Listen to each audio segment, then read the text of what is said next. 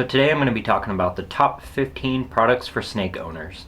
Now these are in no particular order. You can take some stuff from this list, you can add some stuff. This is just my personal preference.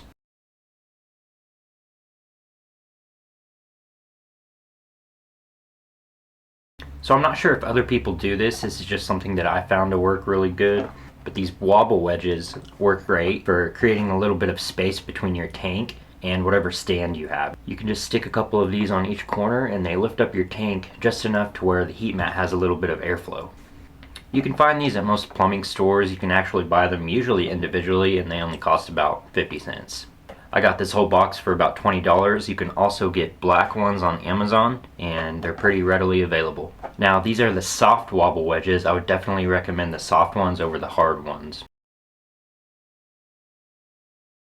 So a must-have if you're using tap water is this water conditioner. Now they may have different brands. This is just the one that I use personally, but I think this works great. You can use a mixture of tap water and purified water if you want, like I do. You can use just purified water. In that case you wouldn't need this water conditioner, but a lot of people don't like spending the money on the purified water with as often as they have to change their water. But if you do use just tap water, you definitely want to use some of this. The instructions are on the back, and typically if you're not using more than 8 ounces of water, you really only need 1 drop.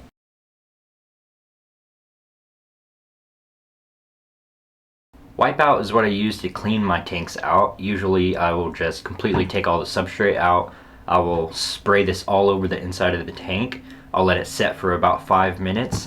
I will wipe it out with some paper towels or some kind of cloth. After that, I'll spray the tank down again with some water to make sure none of this is left over.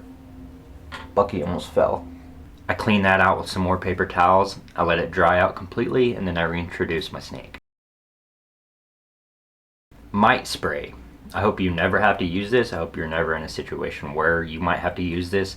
I've had to use it several times on one of my snakes, specifically the snake Clarence.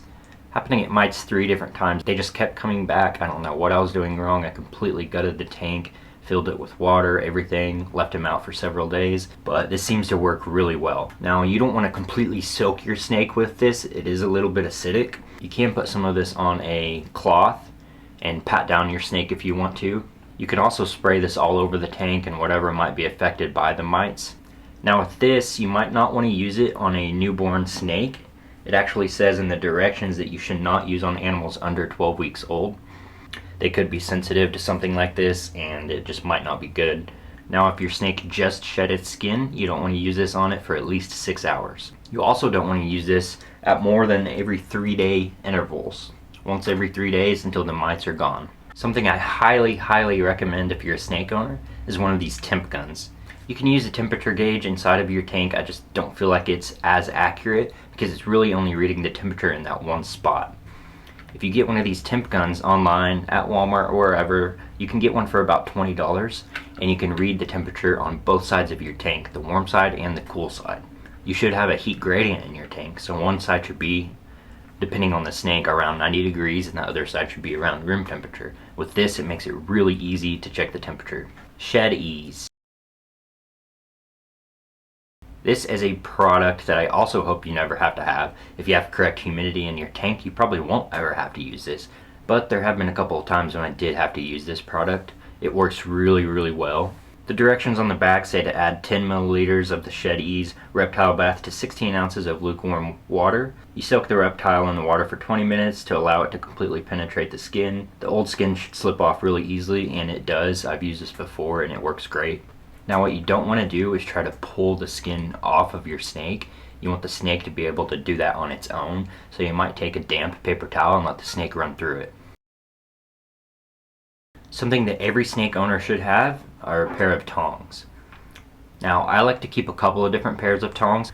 I use one for taking out any urates or poop that the snake might leave behind, and then I use the other one just for feeding. Now you want to make sure you keep these very clean. Every time you feed your snake, you want to clean these directly afterwards. Anytime you clean out any poop or urates, you want to clean it immediately. Also, don't use these on multiple tanks and then clean it. Use it on one tank, clean it, use it on another tank, and then clean it. This way you don't spread any kind of bacteria or germs or anything that the snake may have. A snake hook is also something that you might want to use. I've used it maybe a couple times just to get my snakes out of hard to reach places if they're in a cave or something like that, but honestly, unless you're really shy about your snake and you're a first time snake owner, which many of you may be, you're probably not going to use this much. If you are a little bit anxious about handling your snake at first, if it is a baby, it might be a little more hard to handle, it might be a little bit bitey, so this might be a good idea to keep one of these on hand. I highly recommend these, especially if you have children. I don't personally have children, but these just make me feel a lot better. These hook onto the dome, and you can hook them to the screen so that your dome doesn't move around, doesn't have a chance of falling over and potentially starting a fire. Screen clips. I probably shouldn't have to say this, but you want to make sure you have several of these on your tank. You want to make sure you have these clipped down onto the tank. They might be kind of loose at first, but if you bend them just a little bit, they should work great. I personally use at least 4 of these on my tanks. I use 2 on each side, and you probably even want to use 1 on the front and back as well, at least. Not everyone does this, but I personally like to use one of these scales to weigh my snakes about once a month, just to kind of get a general idea of how fast they're gaining weight and how much weight they're gaining.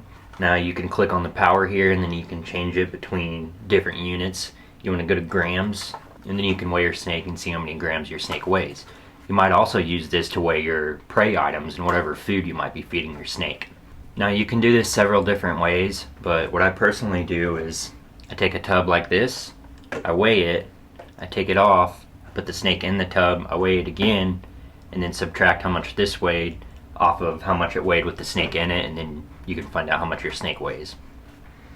Snakes are kind of squirmy sometimes and they're hard to actually weigh on this, so I usually put them in a tub like that. If you're a first time snake owner or an experienced snake owner, you know that you should have a heat gradient in your tank. To help achieve this, one thing you might want to consider getting is a heat mat.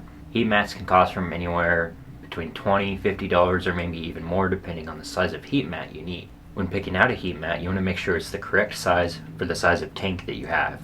If you have a heat mat, you definitely 100% want to have one of these thermostats. These are easy to use, they're readily available, and they're fairly cheap. You can get them for about $20 on Amazon. What you do is you hold this button down, wait for it to start blinking, you change your temperature to wherever you want it to be, you press that button again one time, and then it's set. You plug the thermostat into the wall, you plug the heat mat into the thermostat, and you attach your probe above where the heat mat may be. You can do this by either taping down the probe onto the tank on the inside, or you can put the probe between the heat mat and the tank from below. This is why ball pythons are awesome. He's just hanging out. Another great product to keep on hand is betadine. You can use this product if your snake ever has any kind of wound. You'll usually want to use 1 part betadine for every 10 parts water. This is an antiseptic solution that may be helpful in preventing bacterial infections in your snake. Now this may seem paranoid, but something else I like to keep on hand are these hand warmers. If you ever lose electricity or something happens and you don't have a proper way to heat your tank, you can place one of these below your tank. You want to keep a good eye on it though and make absolutely sure that this doesn't get too hot for your snake.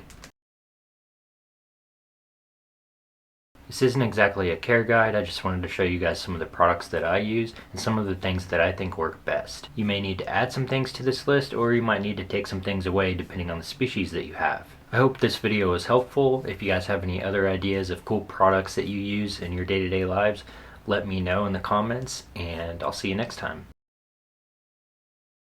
Now there's a couple of other items I want to tell you about real quick. One of them being a timer. Many people have a heat source from above on their tank, whether it's in the form of a heat emitter or just a heat light. Either way, you'll want to have a timer hooked up to your dome so the snake has a good day-night cycle. Now you can get expensive timers, or you can get the not so expensive timers, kind of like this one. You can probably get them at Walmart. You usually just set the time of day, and then they have little tabs on here that you usually either push down or pull up. If you want a 12-hour cycle, 12 hours of daytime and 12 hours of nighttime, you'll pull up half of the tabs and then push down the other half. One last thing I recommend if you guys have never tried using one of these with your snake is this moss cave. You can get these for about $6 on Amazon, and some of my snakes seem to love them.